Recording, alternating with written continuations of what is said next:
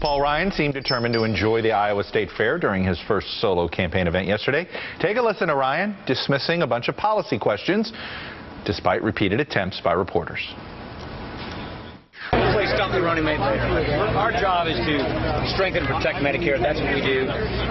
President Obama, they're rating and ultimately rationing Medicare. Very exciting. We can play Stump the Running Mate later, guys. I want to just enjoy the fair right now. All right, the Tuesday panel is here. Democratic strategist Jamal Simmons of the Rabin Group, roll call reporter Shira Toeplitz, and former governor of Maryland, Bob Ehrlich, who's the Romney campaign's chairman in Maryland. The guy wanted to do some rides. What's the matter with that? Yeah, there you go. He wanted his friends. Probably his kids with him. Governor, I know you speak for the Romney campaign, but I want to ask you straight up about the hand-wringing, this GOP strategist hand-wringing that took place in Politico this morning. Obviously all anonymous. Nobody wants to get caught saying bad things about Paul Ryan. What do you say to those strategists who have been plotting for 3 to 6 months, figuring out, I got to figure out how to inoculate on Medicare. I know this attack is coming, and now they own it. This election is adult time. This election has gone from birth certificates and tax returns to saving Medicare, to entitlement reform, to tax and spend. So what do you tell these Republican consultants? Buck up?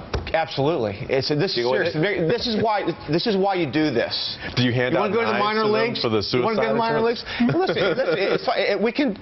Everybody uses these cliches, kick the can down the road, and all. But the fact of it is serious time. And as I get around, particularly talking to younger people, I'm seeing a real serious tone because they don't have jobs. And this election is about dollars widely defined, dollars, cents, budgets, deficits, Medicare, entitlements, the whole 9 yards. So I love the choice, but it's serious time. And you acknowledge the fact that you probably widened the gap. It's basically you win the argument, you could win big. You lose the argument, you could lose big. I think that goes along with any choice, quite frankly. But I love the fact that we've now taken this from the alley to, I think, hopefully an intellectual level. Shira, do you think it stays there? No, yeah. I don't. I give it 2 weeks. I'm a total cynic. I'm an optimist. But you're a politician. You have to. I'm an optimist. You're an ex-politician too. Yeah, whatever. Well, you guys are supposed to be optimists. Exactly. No, this kind of election was not meant for a substantive debate on any of these Well, that's nice issues. Of you to say. Yeah. I do think elections want to be substantive. Come on now. Maybe they used to be. I don't think so. I just don't see it. I think, especially, look at the way Ryan was not answering those questions. Romney has not owned any part of the Ryan budget, at least wholeheartedly, since he named him to the ticket. He's not talking about those details. If they're not going to talk about those details, then... By the way, you bring up a growing frustration of mine. Nobody's taking questions. Biden, Obama, Romney, Ryan. I mean, this is really going, everything's going to be preset interviews. We're not going to deal with too many, long press conferences. A little frustrating, Jamal. Well, the thing about what the governor just said in terms of this election being about the deficit, I think this election is more about the deficit that voters have in their checking book accounts. They're more concerned about their own personal economics, their own personal jobs. It's not so much about the national deficit. Every poll that looks at voters ranking what the important issues are is economy, jobs, health care, things like that before you get to the deficit. Yeah. So they can talk about this all they want, but I think it's going to talk about the raw politics here. You talk about elevating the conversation. You think Republicans made a mistake when they characterized what President Obama did with Medicare as a cut? Because it was the exact same thing Democrats did to Republicans in '96. It's a serious thing. Well, how about the Clinton Commission in '99? I understand that, but I'm talking about the politics. We don't. The reason we don't have the elevated debate. At some point, the politics, and by the way, you're part of the problem. This show, I mean, it's a 24/7, minute by minute, Twitter, the whole 9 yards. And in all seriousness, at some point, though, at some point, it's a different. It's very ideological. I love this race because it's very ideological. It's very philosophical. Two very different sets of values competing for the American public's attention. Right. So I think in that sense, it's good. I just want to take it to the next level. And not he said, she said, all this sort of silly stuff, parenthetical stuff. It's really about how can my kid get a job?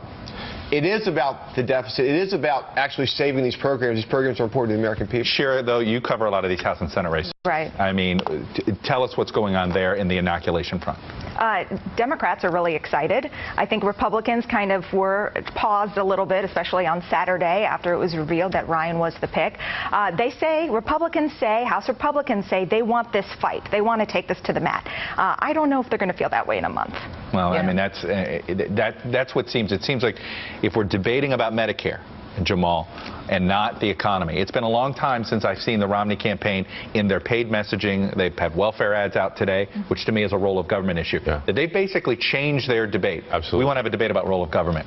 We don't have to have a debate about jobs in the economy anymore. And I'll tell you what they say in Chicago. I mean, every day that we're not talking about the economy and jobs is a good day for Barack Obama, because on all these other fronts, whether it is about welfare, it is about Medicare, it is about all these other issues, they'd rather have that conversation with the voters, because I think the voters agree with Democrats on the values of that than they do more so with Ron. We're going to come back, but those values are all, those issues are all intertwined. They really are. I mean, I think that's what's going to happen.